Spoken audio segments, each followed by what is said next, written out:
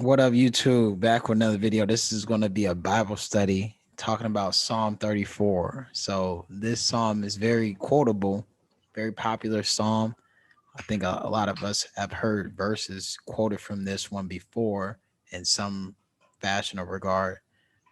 We're going to talk about this in the context of trusting in the Most High, regardless of your circumstance. So let's go right into it. And as we read, I'm going to offer my own commentary and perspective. All right, so Psalm 34, and it says the title is The Lord, a Provider and Deliverer, a Psalm of David, when he changed his behavior before Abimelech, who drove him away, and he departed. So just stop right there. Now, this story, you can read the full context in 1 Samuel chapter 21. And just we don't have to read the whole thing, but in the context is that Saul was jealous of David, and he decided that he was going to kill him. And David had to run away, and he went to Abimelech the priest, and that's where David asked him to give him some bread, the consecrated bread that the priests were only to eat. And David had to make up a story to get the priest to give it to him to say that he was on a secret mission from Saul when he was actually running away from Saul. So David was going through a period where he really, didn't know what was going to happen to him the next day. He really was kind of, was just worried. He was afraid. So the whole psalm is about his mentality while he was, on the run. So let's read about what he says. Verse 1. I will bless the Lord at all times. His praise shall continually be in my mouth. My soul shall make her boast in the Lord. The humble shall hear thereof and be glad.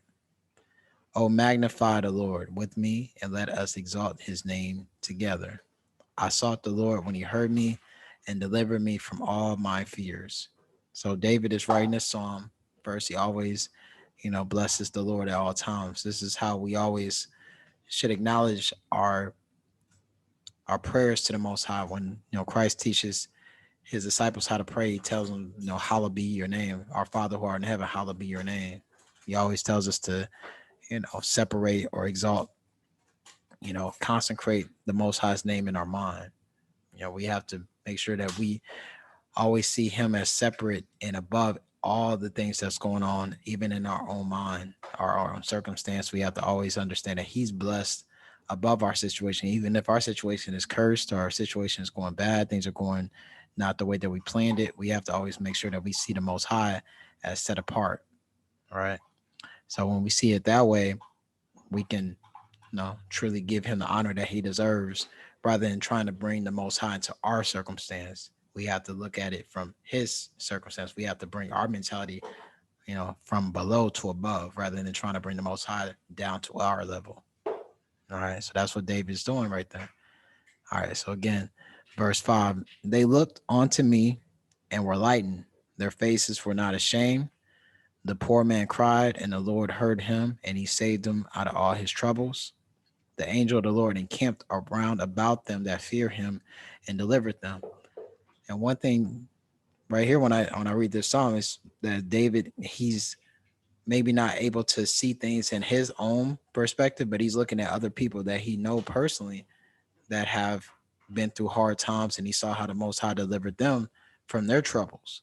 So he's looking at them like, oh, you know, this old man, or this poor man, he cried and the Most High heard him. I seen him get saved out of his troubles. I seen how the Most High sent an angel to his life, into his world, and he rescued him. So he's saying that, the Most High can do the same thing for me. All right, going on. Verse 7. The angel of the Lord encamped around about them that fear him and delivered them. Oh, taste and see that the Lord is good. Blessed is the man that trusts in him. Oh, fear the Lord, ye saints, for there is no want to them that fear him. And I know a lot of people heard that song, taste and see that the Lord is good. I quote that a lot as well.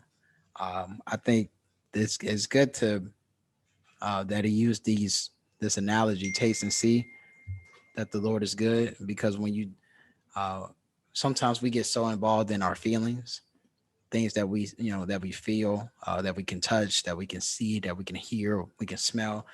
We get so caught up in these feelings that we make it seem like that's real. And sometimes, that is real. The things that we feel and we sense. Sometimes we trust our feelings more than our faith. So it's like a lot of times when you are in that situation where you're just like, okay, I trust my feelings so much. David said, well, trust in, the feeling that you have in the Most High, taste and see. You're so inclined in your feelings. Are you so in tune with your feelings? Well, feel the Most High, taste and see how good He is, rather than how good your certain situation is, how good money is, how good pleasure is, how good this food is. You can, feel that, you can describe that, but it's like when you know the presence, you're in the presence of the Most High. You see, and you feel, you hear, you have the sensation. You can describe that as well as you can describe these other carnal pleasures that you have. So he's kind of putting it back in our face, to make sure that we have all our feelings to the Most High.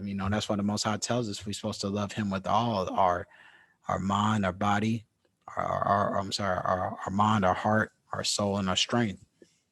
And the heart, really the seat of our emotions. We're supposed to love Him with our emotional love. We love Him with our mind logically by obeying His commandments, but He wants our affection. He wants our desires. He wants that feeling, that desire, that He really desires that for us to have that relationship with Him. Just like we desire to like have a vacation or to go out and play and go to the swim park, or we want to watch our favorite sporting event, football, basketball game. We get pleasure with that. He wants us to have that type of pleasure when we commune with Him, when we read His word, when we fellowship with our brothers and sisters. He really wants that for us. All right. So He said, "Oh, fear the Lord, ye His saints, for there is no want in them that fear Him." And so, fear, I said, fear is another way of worship. Whatever you fear, that's what you're going to obey. If you fear, um, uh, you fear the dark, you fear going downstairs in the basement because it's so dark, that fear is going to make you do certain things or not do certain things. If you fear losing your house, you fear losing your relationship, that person is going to make, or the circumstances is going to make you do things that you may want to do or may not want to do, but the fear of losing something is going to make you do something. So the ultimate fear that you should have is the Most High. You should fear losing His validation. You should fear losing His relationship, fear losing His blessing, His support. That's the fear that you should have, because that fear is going to galvanize you into doing things that you should be doing, like living righteously, obeying His commands, not holding grudges against your brother and your sister, your family. That fear is what's going to drive you. So we should always have that fear to the Most High rather than our fear in our circumstance. Like David, he feared the Most High more than he feared Saul. He had a fear because he, Saul is trying to kill his own life, but at the same time, it didn't make him do things that he was going to regret.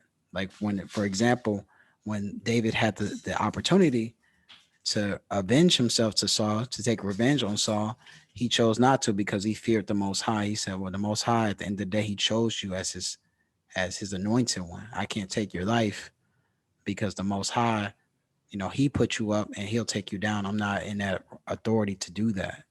So, David had that fear, at all times. And that's what I said. That's when you do that, the Most High acknowledges that He won't allow you to lack. Um, so that's good. And He emphasized that in verse 10, the young lions do lack and suffer hunger, but they that seek the Lord shall not want any good thing. And beast in the animal kingdom, the lion is seen as so powerful. We colloquially call that the lion, the king of the jungle.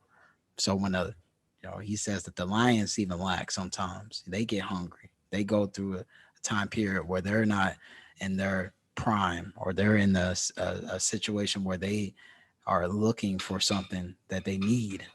He said those, how powerful the lion is, those who fear the Most High, they don't lack any good thing. Even in the midst of the drought, He still provides for them. In the midst of, economic hardships or, difficulties in their life, He's always there to help them be there. These are the people that always have a peace of mind uh, when the whole world is going crazy. And that's what a lot of people are striving to get right now. There are people who take medicines right now to try to get peace of mind. People are changing their gender because they want a peace of mind. They want to feel comfortable in their own skin. So that's what the Most High is allowing. Those who fear Him, those who seek Him, He allows you to have a peace of mind. That's something that you can't buy. That's something you can't just ask for at the store. That comes from knowing Him. All right. And then verse 11, come ye children, hearken unto me, I will teach you the fear of the Lord. And we know that the fear of the Lord is the beginning of wisdom, right? In Proverbs chapter 1, I believe verse 7 or the verse 9. And it's like when you fear the Most High, you gain wisdom. And children, they need to, gain wisdom. There's an old quote that says it's easier to create strong children than to repair broken men. So it's like when you start with the children, you teach them wisdom from the start. You're able to create a whole generation of wise individuals. So it's so much better if you start with the children because they're inspired by those type of stories. Children love superheroes and comics and stuff like that. They love hearing about someone coming and rescuing the day. So it's like when you tell children these stories, it gets into their subconscious. They're like, oh wow, this is a story that I can, that I can relate to, that I can hope for, I can aspire for. So they love those type of things. So when you have those testifying stories, those testimonies, you're able to inspire the next generation to have faith. So that's sometimes we have to look at things not from our perspective and what it's going to do for us. We have to sometimes understand and have the humility to know that our circumstances may be for the next generation. It may not even be for ourselves. you know and that's what people say, you can't have a testimony unless you have a test. So a lot of our tests are going to be for us to have this testimony so we can share with the next generation, so we can share with the younger people who haven't had to go through the things that we've went through. All right. So verse 12, what man is he that desires life and love many days, that he may see good? Keep thy tongue from evil, thy lips from speaking guile. Depart from evil and do good, seek peace and pursue it. So he's saying, how do you desire life? How do you have a long life? How do you have a good life? You stay away from evil. You stop speaking evil. You stop going towards evil. You seek peace. You seek good. You pursue that.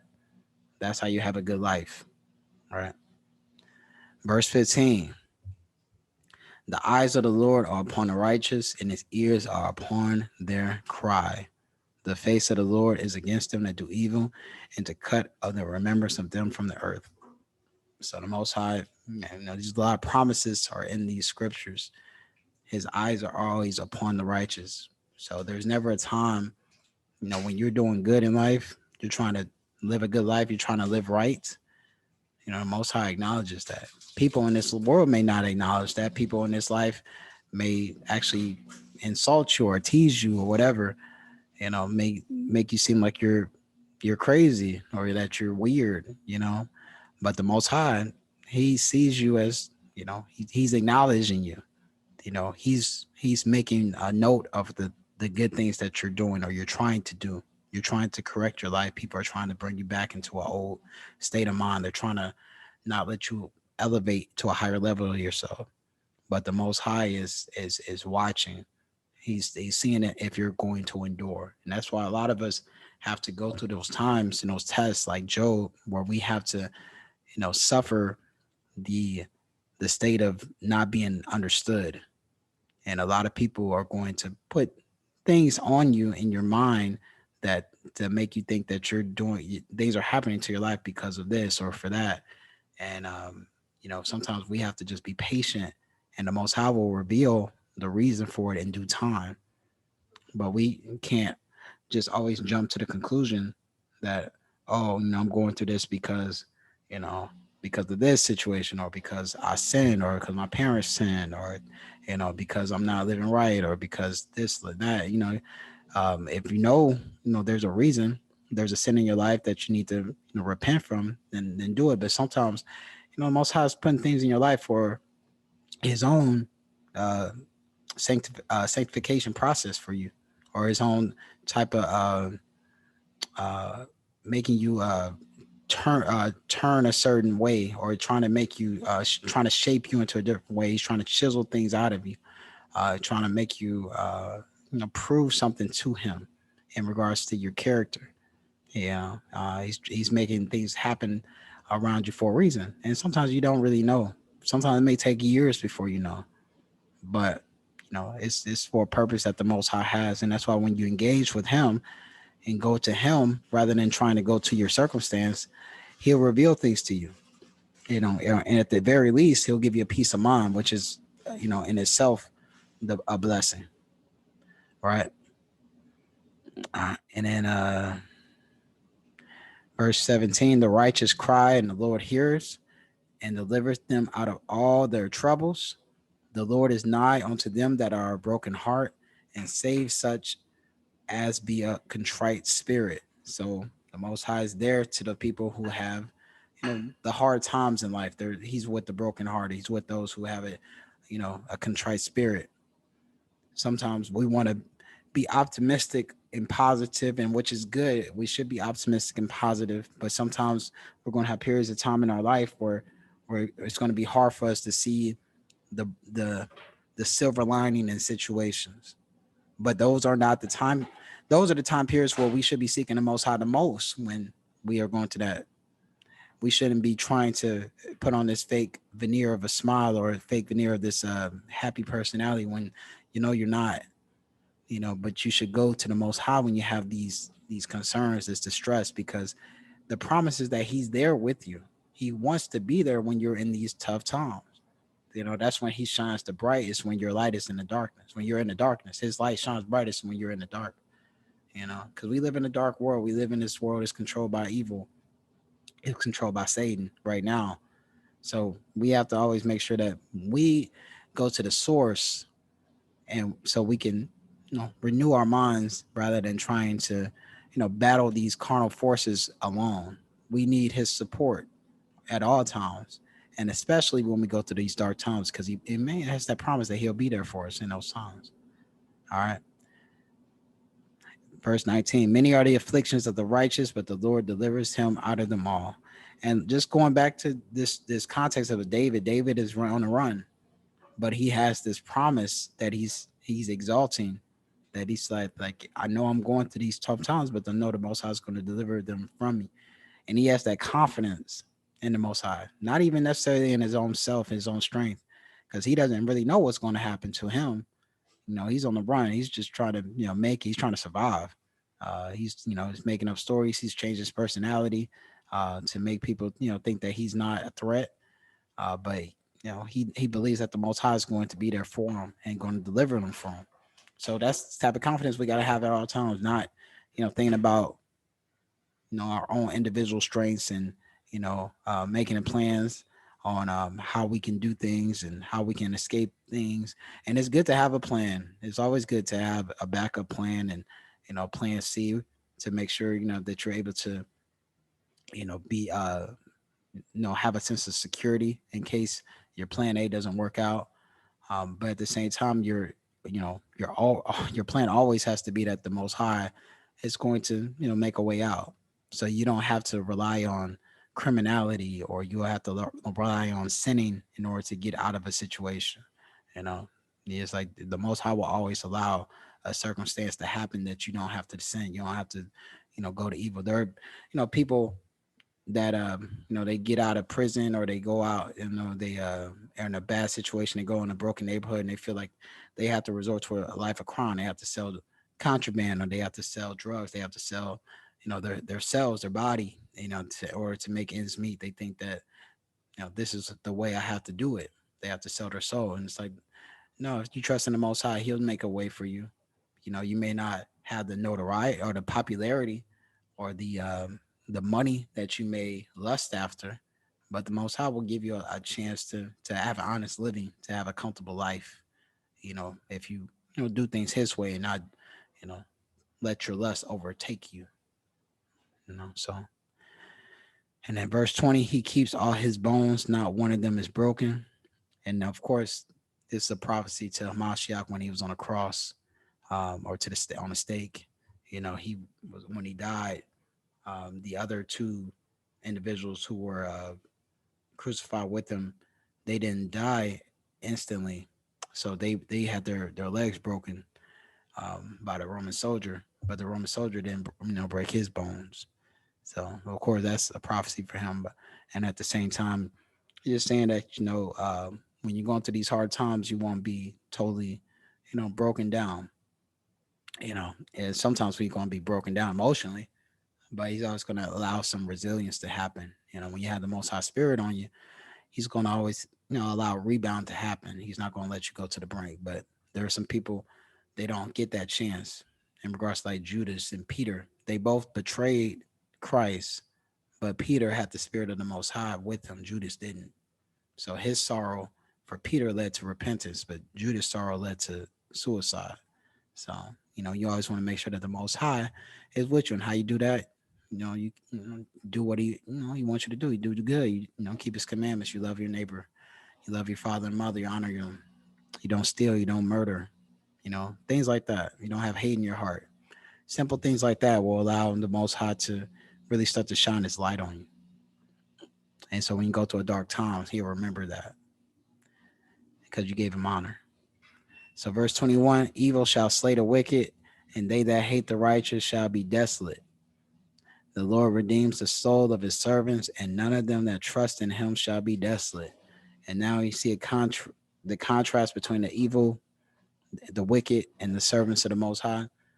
It's like the evil and the wicked, they're going to be ensnared by the evil that they do, but the righteous are going to be delivered. So it's like you see this with the prophecy with Saul. He was so hell bent on trying to take out David that he ended up taking himself out in his lineage. He took out his son and took out his offspring, basically. Not everyone, but the majority. And he ruined his legacy by his own jealousy, his own lust for power. And so we have to understand that we don't have to do that. Our power or our reward is going to come to the kingdom to come. It's not going to be on this earth.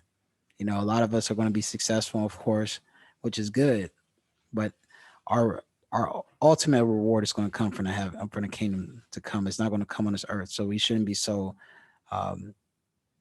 power driven, or so thirsty for power, thirsty for wealth, thirsty for money, that we try to compromise our own dignity and the character for that. We always have to maintain our character, our integrity, because money can go away instantly. Money is not that, money is not a guarantee that's always going to be the same. It can change anytime. Laws can change any moment. But the Most High, his word, they're the same yesterday, today, and tomorrow. So that's what we always got to hold on to. All right, man. Hope someone got some out of it. Peace.